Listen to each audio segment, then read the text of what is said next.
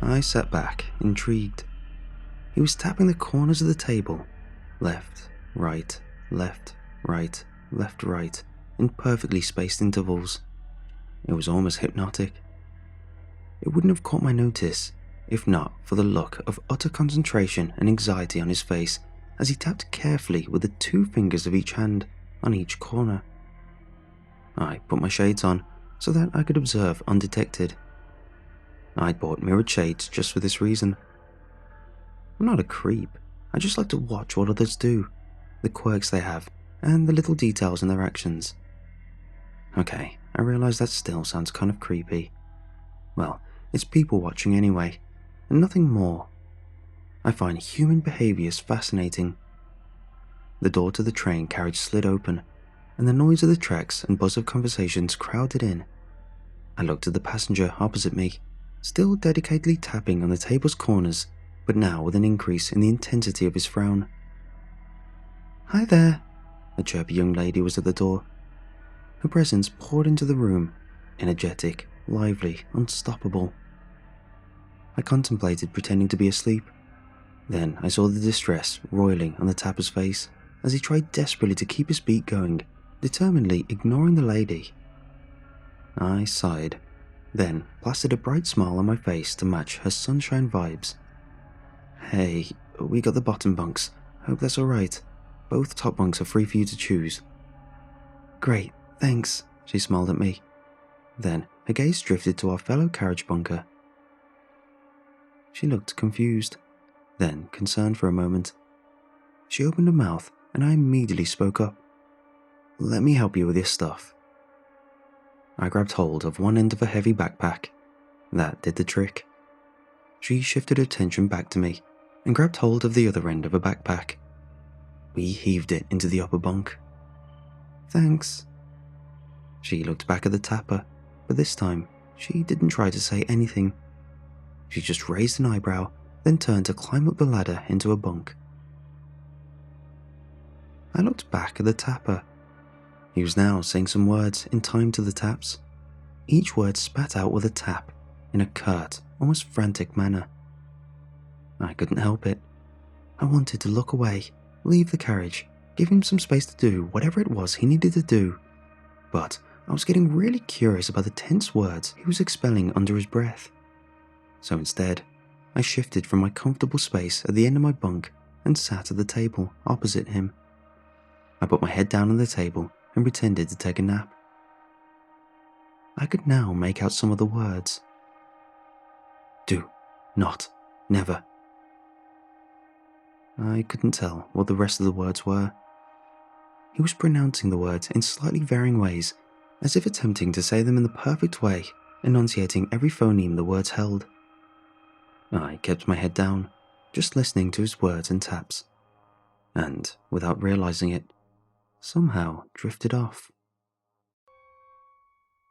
I don't remember what I was dreaming about, except for the last scene. I was walking down some steps and realized that the ground wasn't there. I walked off the last step and fell. I jerked awake. I must have startled him. He stopped his tapping. He looked at me as if registering my presence for the first time. We stared at each other for a moment or two. Then he looked down at the corners of the table. I could already see it happening. Him getting distressed about his tapping ritual being disrupted and falling back into a frenzy of tapping and chanting. "Hey, nice to meet you," I said before I could think it through. He looked at me with a tinge of surprise. In the bunk above him, the lady turned to her side and looked curiously at our interaction. "Hey," he said softly, looking nervous and uneasy. "Where you headed to?" I kept my tone light, pretending not to notice his hands clutching the corners of the table. "End of the line." "Oh, that's a good 2 days away." "Yeah," he said, nervously running his hand through his hair, then immediately gripping tightly on the corners again. "Hiya." He turned around quickly at the sound of her voice from above. The lady was climbing down the ladder to join us. "Great to meet you guys," she chirped. Her enthusiasm seemed to physically repel him. He leant away from her while still holding onto the table's edges. "Hey, you're up. Nice to meet you too," I said. She gave me a wide grin, which faltered a little when she turned to him. He did not meet her eyes. His tension and anxiety were palpable. "Well, I'm going to have an early dinner. Check out the food at the dining car. You guys want anything?" "No thanks. Let me know if the food's good." I kept my voice upbeat, matching her energy. She smiled and gave me a thumbs up, then left the carriage, closing the door behind her. There was a long silence after that. He seemed stiff, unsure what to do. I was pretty sure he was fighting the overwhelming urge to tap in the table corners again. "It's important to you," tapping the table edges and saying the words just right. I kept my tone as nonchalant and non-judgmental as possible. He looked up at me with a mixture of surprise and anger, which quickly dissolved into puzzled wonder as he realized I was not making fun of him. "Yes, I need to say it just right. Need to tap it just right. I need to do them both just right." I wanted to leave it at that and go back to my relaxing journey to my next destination. It was, after all, a year-long break for me, my epic vacation, but my professional instincts took over. "Why do you need to do them just right?" I just need to." He stared resolutely down at the table. "What would happen if you didn't do them just right?" He seemed discomforted by the very thought. He shook his head. "That's not okay. It won't be good. What if you didn't do them at all?" I could almost swear I saw the colour drain from his face. Bad things would happen. What kind of bad things? I don't know, but bad things. Very bad things. I know it. I nodded. "It's a terrible feeling. You know something horrible would happen. You stop, you refuse to do it, and you can feel the dread in your body. This inexplicable paralyzing fear. It builds until you snap and do whatever it is you need to do to ease it again." He looked at me with the first signs of actual interest since our journey began. "Yes, exactly that." I nodded again, then added, "I was that way with lights too. I had to switch my lights on and off, until I was thinking exactly the right thoughts, in the right way while the lights went off. Otherwise, I was convinced horrible things would happen." I gently smiled at him. But one day, it got too much for me. I didn't want to live my life repeating my actions over and over to ward off some unnameable event. So, I just stopped. I switched off the lights while thinking a bad thought, sat down, felt the fear come crashing down on me, felt like I was suffocating with fear, with horror, with this intense dread that convinced me I would deeply regret not getting things just right, that I'd somehow caused some horrible destruction. I looked up at him.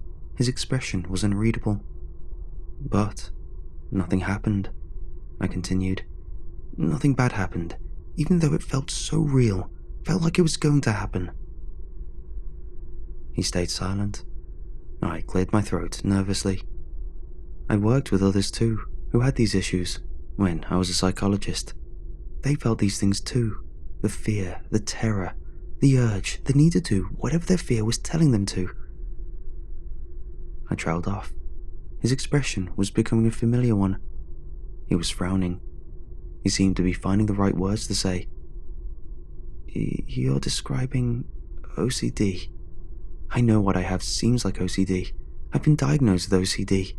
It's not OCD." He began tapping again. "How is it not like OCD? I'm sorry. I didn't want to jump to any conclusions. I just want to understand what's going on." He took a deep breath and closed his eyes, all the while still tapping. It was a long while before he spoke. "When I stop tapping, bad things do happen, or they do begin to happen, but I've always stopped them in time by tapping again. Could you tell me more?" Tap, tap, tap. At least he wasn't back to spitting out those words. I've tried to stop before. Of course I tried to stop before. You think I don't know how this looks to others? You think I want to live my life enslaved by these acts? I want to hang out too. I want to talk to others. I want to be normal. But I can't. I've got so fed up. I've tried to stop so many times, but every time I do, something happens. I didn't speak, just waited for him to continue. Weird things happen, strange things I can't explain. His breathing was quickening. He was obviously terrified by his recall of the past. I tried it once, at home, when I was still a student. I fought it when the urge came, when the fear hit me, and I knew that it was time for me to tap again. I knew I needed to do it. I tapped for a bit on the sides of my bed. Then I stopped. It felt wrong, all sorts of wrong. I felt terrified, but I refused to tap anyway. Then the room just started creaking. My floorboards did, my cupboard, my desk. Everything was creaking. Then my textbook fell off the table. I had to start tapping again. Something horrible was going to happen. I knew it. I started tapping again, and it all stopped. I kept my face neutral, unassuming. I nodded. I tried another time when I was dating this girl, and I just wanted to be normal, to have a proper relationship, to not have to run away and do my stupid rituals when the urges hit. Then, we started hearing footsteps. We didn't know where they came from, just footsteps near us, though there was no one else. The footsteps got louder, closer, and I had to go. I had to leave. I ran off and found this lamppost. It felt right. I started to tap on the sides of it, and it stopped. The footsteps stopped. I was starting to feel a little bit unnerved. That must have been terrifying. It was tough enough for me to stop. Having those weird things happen, no wonder you can't stop. My words seemed to hit him hard. He started blinking away tears. It was really tough, but I want to stop. I want so badly to stop. I want everything to go away. I want to be normal. I want to be free. I want to be able to have a conversation with my train mates. I want to walk to the dining car, have a meal, and not be stared at like a freak. The tears kept spilling from his eyes. I felt a tingling, salty sensation at the back of my throat, and a heavy pull in my heart. Do you want to try? Here, with me here. We could face it together. His tears gave way to proper sobs. I didn't know what to do. I just sat there, looking at him silently.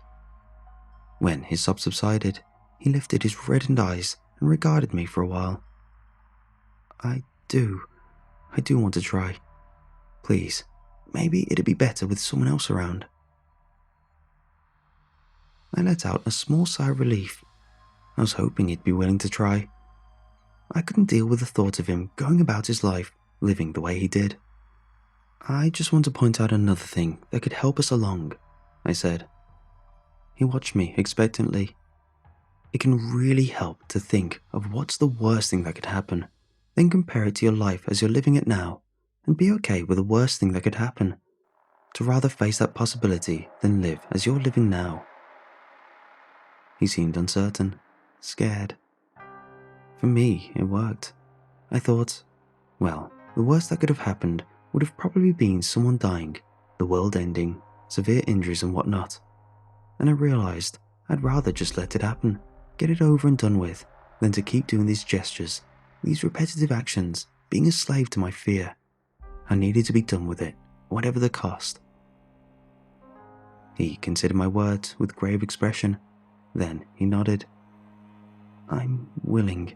It's been too long, too much. It's not allowed me to have a proper life. I smiled at him. Then, let's do it. He looked at me, still tapping the sides of the table. Then his jaw tightened, and he nodded. A few moments passed before he stopped tapping. He put his hands flat on the table. We waited. The first few minutes seemed to take an immense toll on him. His face was pale and cold. Sweat beaded his face. His breaths were shallow and quick. More time passed, and he seemed almost ready to relax. Then, the lights in the carriage flickered. He seemed to almost jump out of his skin. He reached out his hands to the corners of the table, but I grabbed them and placed them back on top of the table. I pressed down on them for a while, then let go. He had to do this himself. The lights went out. I took a few deep, calming breaths. This was a coincidence. I knew it logically. This was a highly unfortunate coincidence, but that was all it was. And if I could help him through it, he could be free from these obsessions and compulsions for the rest of his life, or at least be less controlled by them. I grabbed his hands to make sure he didn't start tapping in the dark. He whimpered a little. He couldn't see my face, but I smiled at him nonetheless, hoping that I could send him some reassuring vibes. Then the train jolted to a halt. I began to feel the cold pricks of sweat on my own face. I realized my face was tensed up, my grip on his hands tight. I forced myself to relax. He grabbed onto my arm once I lessened the pressure on his hands. Despite my fear, I felt hardened. He was determined not to tap no matter what. We sat in the dark silence, ignoring the aura of doom and fear that had settled around us. Then, we heard the breathing. Something was breathing heavily on the bunk above him. A cold needle of fear pierced my heart. We stayed incredibly still. The breathing came downwards. Whatever it was right next to him now. We could hear the rough wafting of air as it breathed onto his face. I heard his breath quicken as his hands clamped painfully on my arms. He still wasn't tapping. I felt a deep respect for him, even as I contemplated my impending doom. Then the raspy breaths of whatever it was shifted. It was by my right ear now. I could feel it. It was strangely cold. Every time it breathed in, there was a wet, rattling sound. When it breathed out, my ear was grazed by a sharp, cold gust. It stank. It had a horrible, rotting stench about it. But still, we grabbed hold of one another's arms, refusing to let go, refusing to tap. I don't know what came over us, what made us so emboldened as to continue resisting despite the insane things going on in our carriage. That was a mistake.